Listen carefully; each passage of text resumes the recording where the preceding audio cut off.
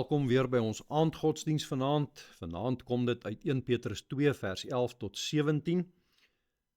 Aan die einde van hierdie dag bring die Here ons nie net tot rus nie, hy herinner ons ook wie ons môre weer in hierdie wêreld moet wees. Hier in 1 Petrus 2 hoor ons dat ons as gelowiges eintlik vreemdelinge en bywoners is in die wêreld. Ons is eintlik nie van hier nie. Ons is mense wat aan God behoort, wat tussen ander mense leef, in die huis, by die werk, in die samelewing, waar ons onder gesag staan.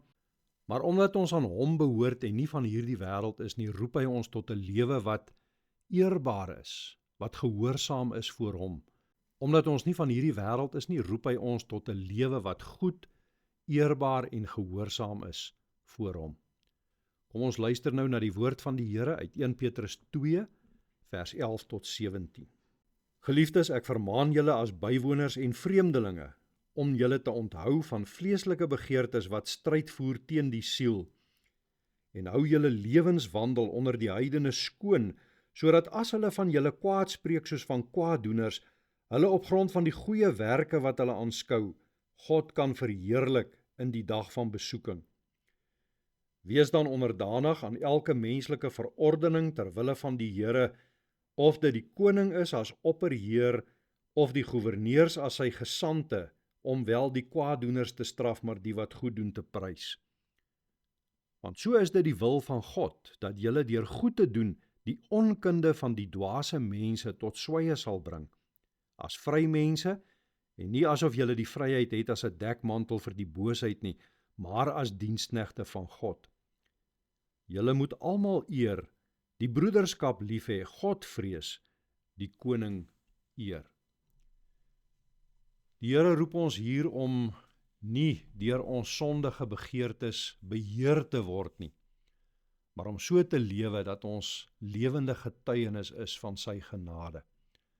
Ons moet nie ons vryheid gebruik as 'n verskoning om sonde te doen nie, om ons te laat lei deur ons sondige begeertes nie, maar ons moet as diensknegte van God leef, met eerbied vir hom, liefde vir mekaar en 'n eerbare optrede teenoor alle mense.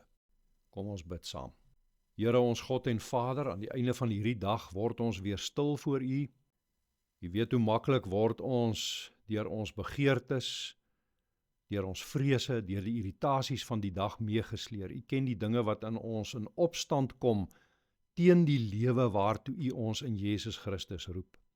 Ons pleit dat U ons sal vergewe waar ons vandag nie gelewe het soos vreemdelinge en bywoners in die wêreld nie, maar asof ons deel is van hierdie wêreld. Vergewe ons waar ons woorde, ons gesindheid, ons optrede nie U naam geëer het nie.